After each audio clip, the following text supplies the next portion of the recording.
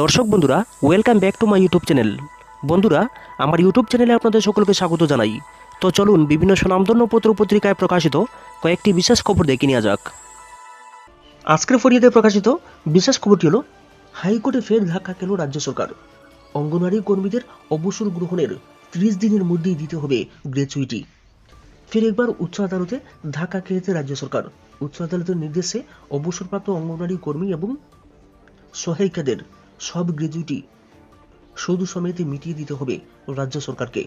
অবসরে যাওয়ার 30 দিনের মধ্যে এই নির্দেশ কার্যকরী করতে হবে। সাংবাদিক বৈঠকে জানিয়েছেন বিশিষ্ট আইনজীবী পুরুষোত্তম রায় বর্মন।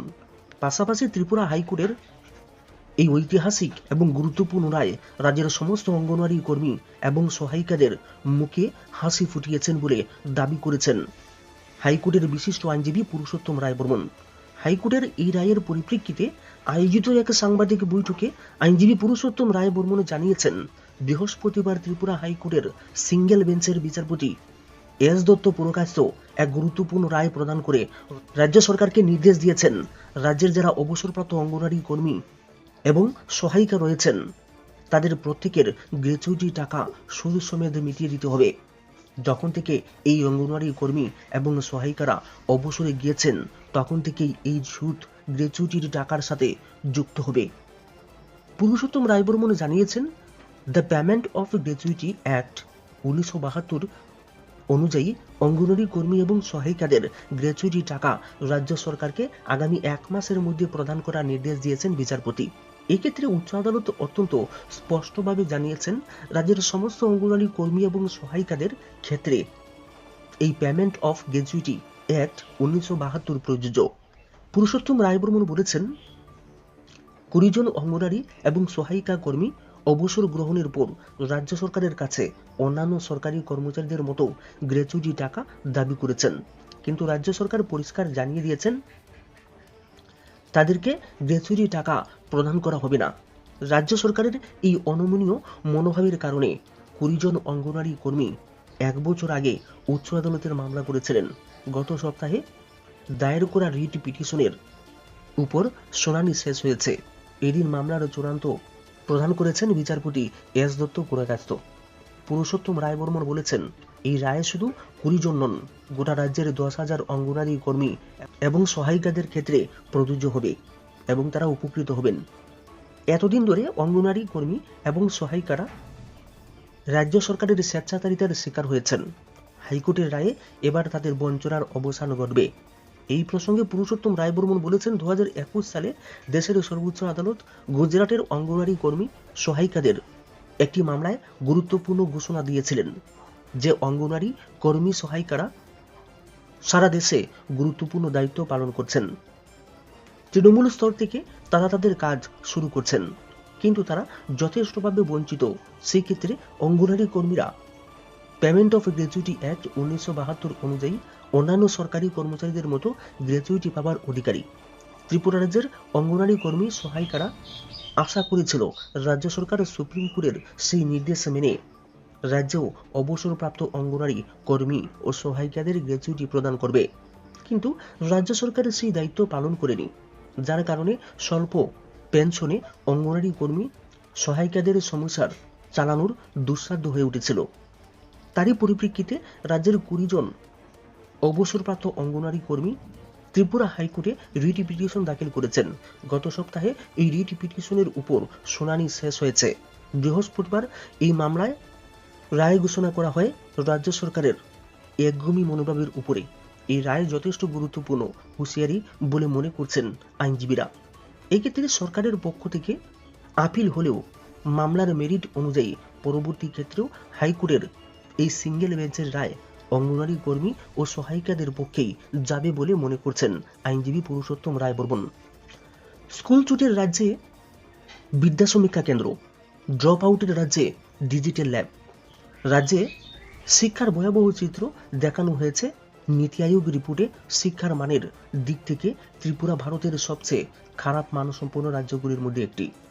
ত্রিপুরায় মাধ্যমিক স্তরে 3য় সর্বোচ্চ বার্ষিক স্কুল ছাড়ার হার রয়েছে, অর্থাৎ স্কুল ছুটির সংখ্যা রাজ্যে সর্বাধিক। মাধ্যমিক স্তরে রাজ্যে ড্রপ আউটের হার 29.8% পৌঁছে গিয়েছে। Unified district information system for education প্লাসের সমীক্ষায় এই তথ্য উঠে এসেছে। স্কুল ছুটির সংখ্যা যে রাজ্যে বাড়ছে, নেই পর্যাপ্ত শিক্ষক।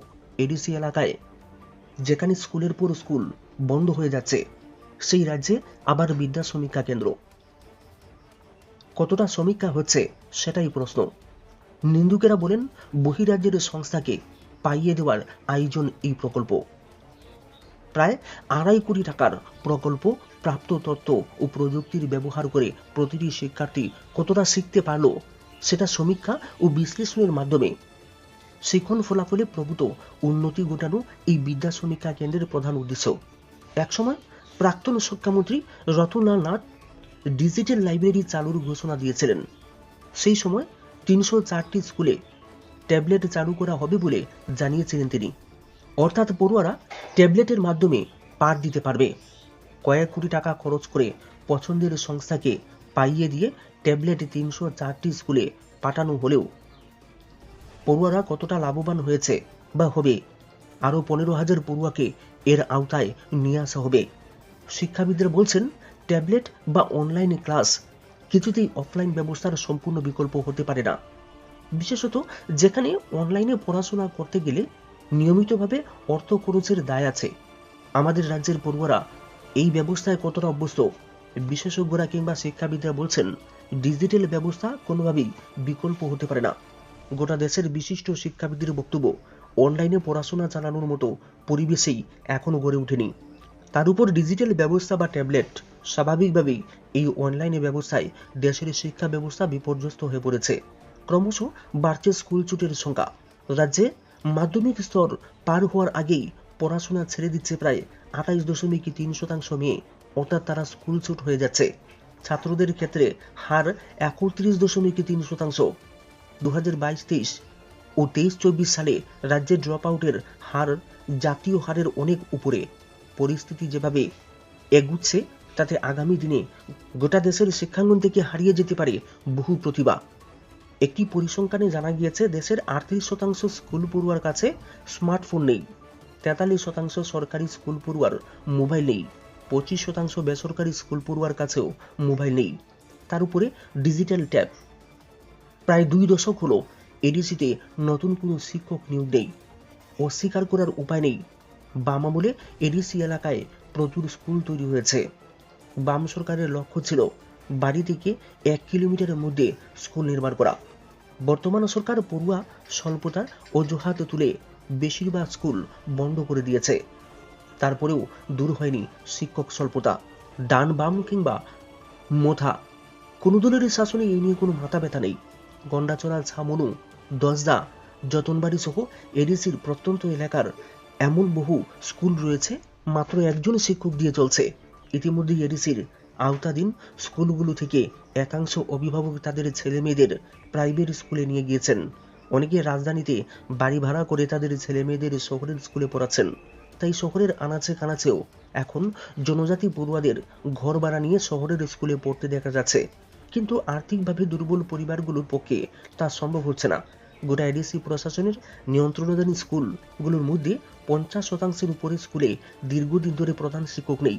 160টা স্কুল চলে মাত্র একজন শিক্ষক দিয়ে। কোনো কারণে শিক্ষক মশাই না এলে বন্ধ থাকে পঠন পাঠন। বেশিরভাগ সময়ে শিক্ষক মশাইয়ের দেখা পাওয়া যায় না।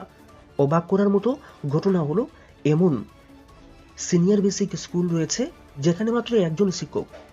ফলশ্রুতিতে এডিসি স্কুলগুলোতে প্রতিনিয়ত ছাত্রছাত্রীর সংখ্যা হ্রাস পাচ্ছে মারাত্মকভাবে। গোটা এডিসি এলাকায় এমন 145টি স্কুল রয়েছে যেখানে ছাত্রছাত্রীর সংখ্যা 9 জনের কম। যত দিন যাচ্ছে বিপজ্জনক এই প্রবণতা বাড়ছে। এইভাবে চলতে থাকলে নিকট ভবিষ্যতে এডিসিতে সরকারি স্কুলই আর থাকবে না। যেখানে পরিকাঠামোই নেই, সেই রাজ্যে কি বিদ্যা সমীক্ষা হবে? সেটাই বোধগম্য নয় কারণ। তবে এটা কেন্দ্রীয় প্রকল্প। বিদ্যা সমীক্ষা কেন্দ্র প্রকৃতপক্ষে শিক্ষা দপ্তরের কমান্ড ও কন্ট্রোল সেন্টারের মতো কাজ করবে। সারা রাজ্য থেকে বিদ্যালয় সম্পর্কিত সব ধরনের সংগৃহীত তথ্য কৃত্রিম বুদ্ধিমত্তা এর সহায়তার কল্পনাতীত দ্রুততার সঙ্গে বিশ্লেষণ করে কেন্দ্রীয় সরকার বা রাজ্য সরকারের বিভিন্ন শিক্ষাগত উন্নয়নমূলক প্রকল্পগুলোর রূপায়ণের ক্ষেত্রে কি কি প্রতিবন্ধকতা বা ফাঁকফুকর রয়েছে সেগুলো সুস্পষ্টভাবে জানা সম্ভব হবে।